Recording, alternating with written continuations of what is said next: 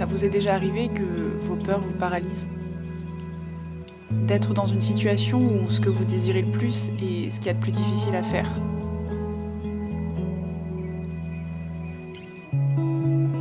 Cette sensation d'être sous l'eau, de vouloir crier mais qu'aucun son ne sorte, ou de vouloir bouger mais que votre corps refuse.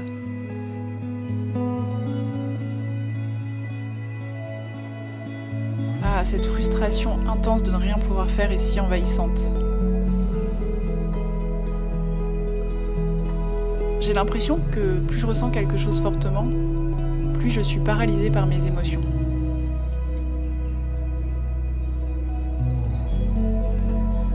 Faire des choix a toujours été difficile et a toujours été source d'angoisse pour moi.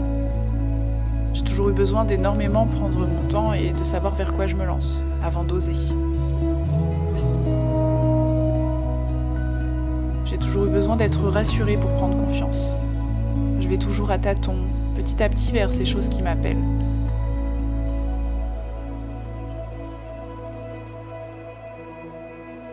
Je ne suis pas du tout du genre à sauter dans le vide.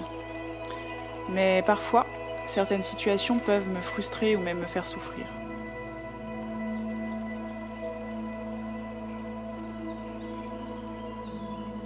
Alors dans ce genre d'instant, j'aimerais tellement ne pas autant réfléchir. J'aimerais être téméraire et sauter dans le vide, sans douter et sans me retourner.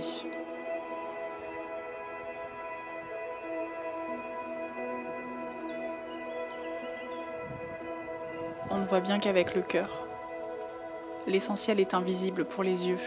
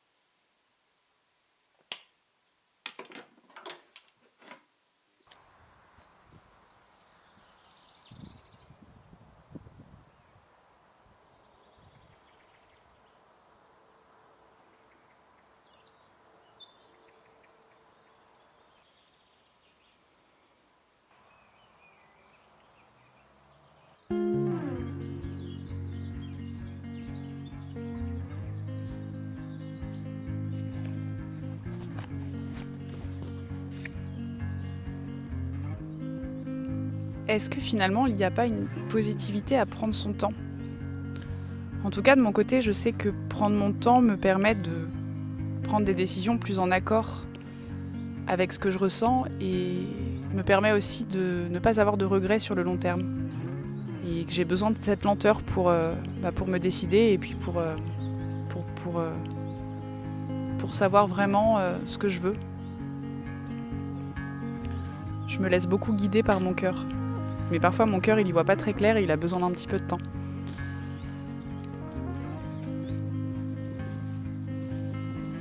À quoi bon sauter et risquer ? Est-ce que la non-décision ne vaut-elle pas davantage à mes yeux ? Sans prise de décision, on a souvent des regrets. Et il vaut mieux avoir des remords d'avoir tenté quelque chose que des regrets de ne pas avoir agi.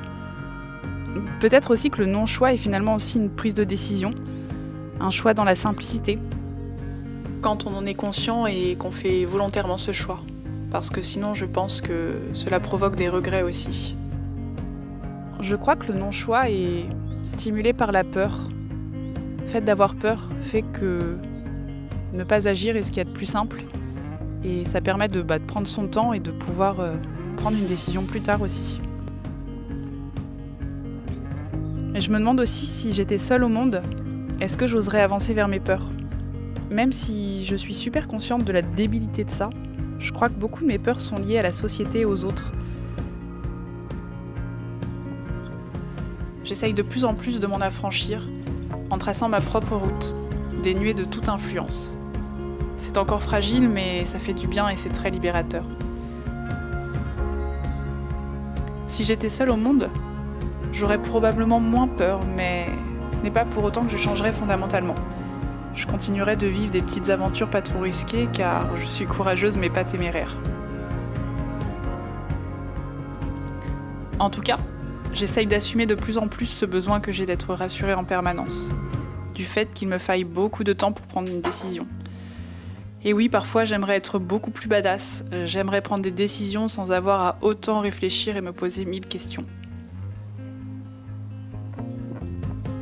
Je pense que nous sommes beaucoup à ne pas assumer ça. On nous montre un modèle de gens qui sont sûrs d'eux, qui ne semblent pas douter. Et je pense que les gens anxieux ont du mal à se retrouver face à ça. Cette pression de la vitesse fait que pour nous ça devient super difficile en fait. Il faut vraiment déconstruire ça pour vraiment assumer qui on est. Je crois qu'il suffit simplement d'essayer de faire de son mieux pour être la meilleure version de soi-même. J'ai encore de nombreux doutes et de nombreuses peurs, mais je suis en paix avec mes failles et je fais de mon mieux pour apprécier les aléas du présent.